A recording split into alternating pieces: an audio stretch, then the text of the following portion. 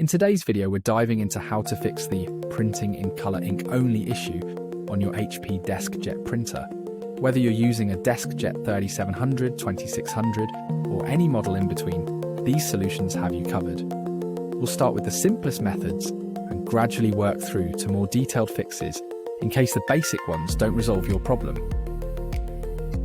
First, make sure the printing grayscale option is not selected in your printer's settings. This can force the printer to only use color ink. Next, confirm that the black ink cartridge is properly seated and has enough ink. Sometimes if the printer can't detect black ink, it defaults to color.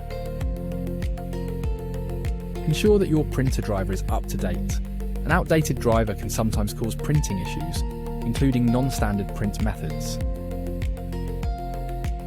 Try running a printhead cleaning cycle from the printer's maintenance menu. This can resolve clogs that affect ink distribution. Disable any ink-saving features in the printing preferences. These settings might prioritize color ink over black for certain types of printing. Perform a factory reset on your printer. This action can clear any settings causing the issue. Just remember to back up any custom settings before you do. If none of these steps work, check for any printer firmware updates. Installing the latest firmware can often resolve unseen issues.